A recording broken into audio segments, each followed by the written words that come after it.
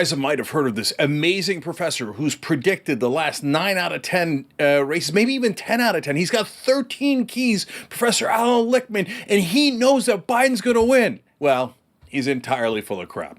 I want you to watch him first, and then I'm going to debunk him after you watch this. I haven't made a final prediction, but I can tell you a lot about this election. First of all of these pundits and pollsters and analysts that you see on all the cable channels and all the networks have no track record in predicting elections. And yet they come on and they claim they know how this debate is going to affect the outcome of elections. They have no idea. It's sports talk radio. It may be entertaining, but it has no scientific basis. So what is the impact, do you think?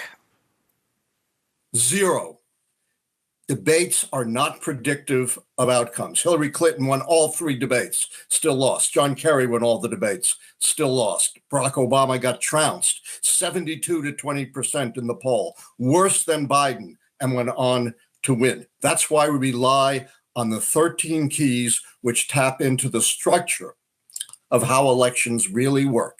And they show that Democrats' really only chance to win, contrary to everything you've heard, is with Biden running. Look at the incumbency key. Biden checks that off.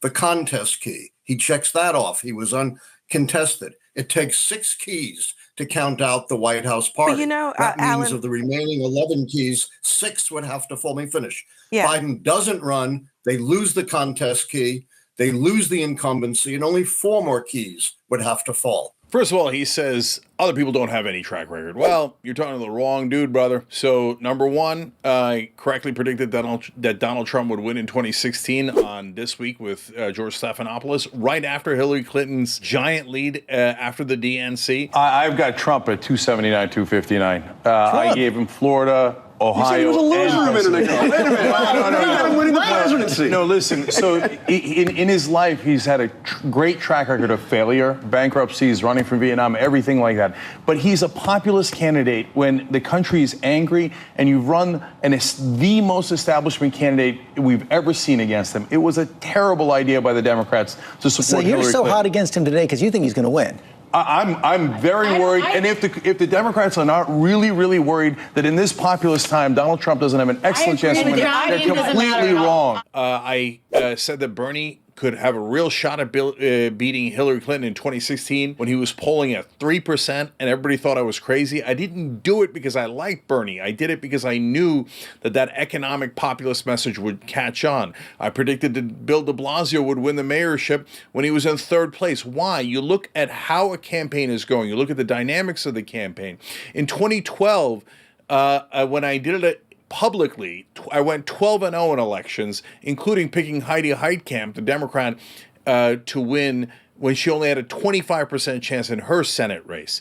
So, yeah, some people do have a great track record, and it is based on not just the top polling numbers, but the underlying polling numbers and how they're doing in the campaign. So when he gets to the specific points that he made, he said debates normally don't matter. That's true.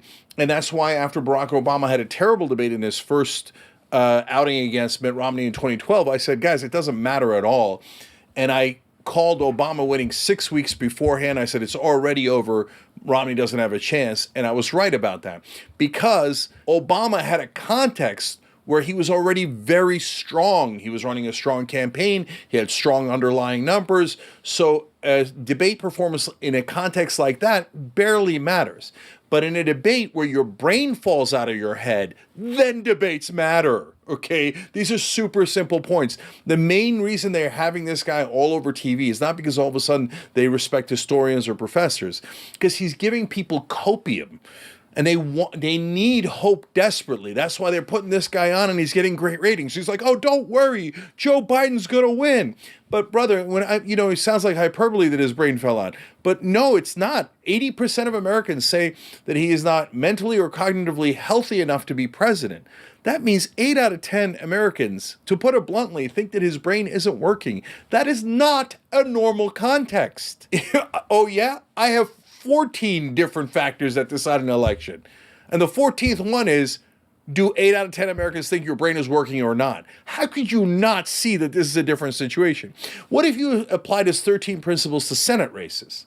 Well, he would have said, well, based on incumbency advantage, this advantage, that advantage, all these keys, Dianne Feinstein is going to win.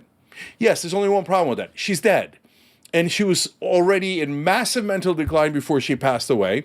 And if they had run her in her massive mental decline, you could have had 28 keys saying that she was going to win, except she couldn't speak.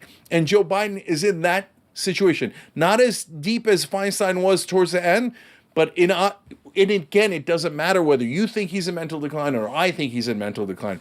What matters is that 8 out of 10 Americans think that he's in mental decline, and he misunderstands incumbency.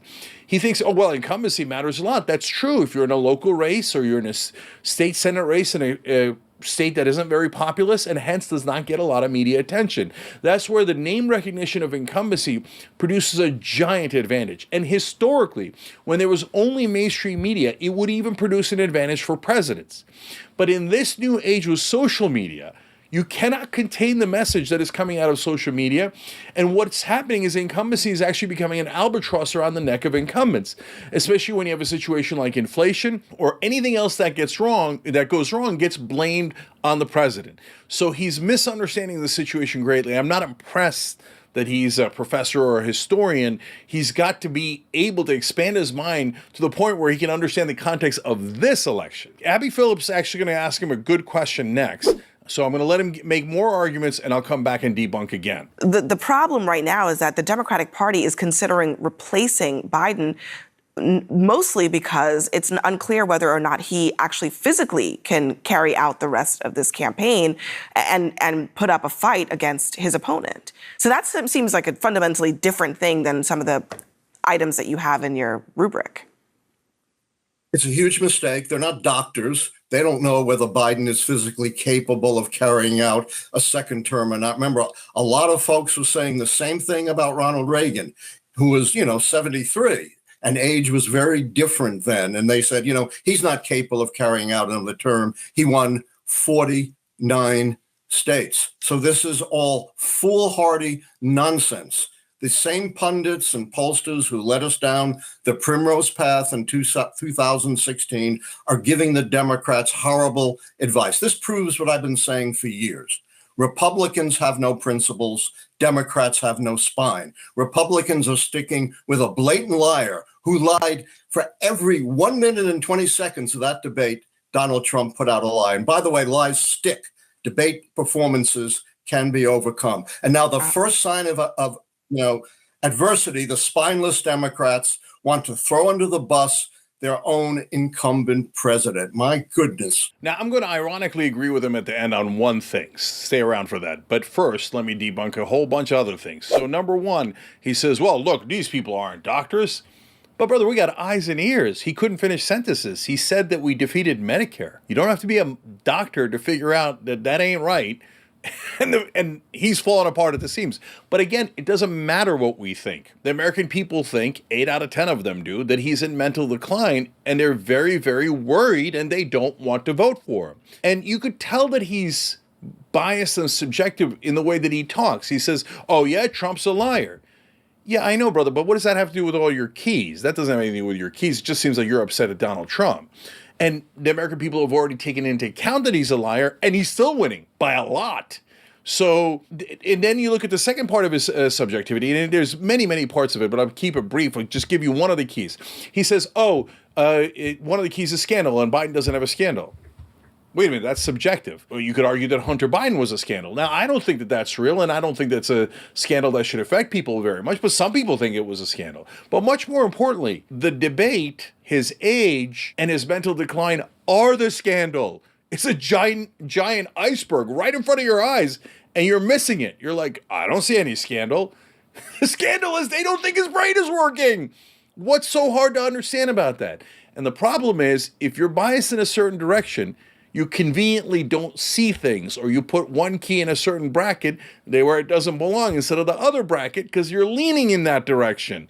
So that's a giant problem. Now, the ironic agreement is, yeah, the Democrats have no spine.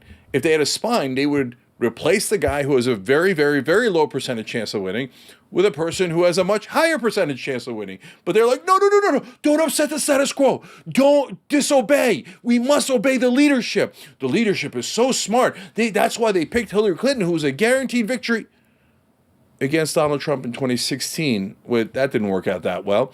Okay, but this time they picked Joe Biden, and he's the only one that can beat Trump.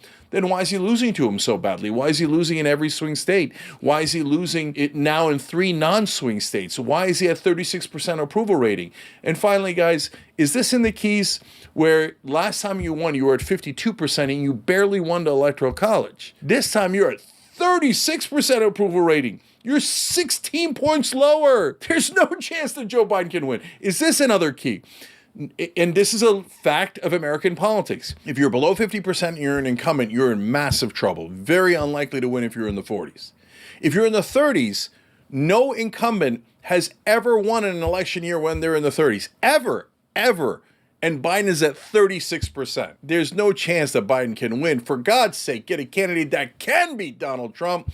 But unfortunately, some people prefer copium. That's why they are holding on to this guy's leg like they're Stan Van Gundy. And they're like, oh yeah, tell me more about how Biden is likely to win, even though that's wrong based on every poll and every number. So, brothers, sorry, but you're not right this time. And if people listen to you, it's going to lead to disaster. Thanks for watching The Young Turks. We really appreciate it. Another way to show support is through YouTube memberships. You'll get to interact with us more. There's live chat emojis, badges. You've got emojis of me, Anna, John, JR. So those are super fun. But you also get playback of our exclusive member-only shows and specials right after they air. So all of that, all you gotta do is click that join button right underneath the video. Thank you.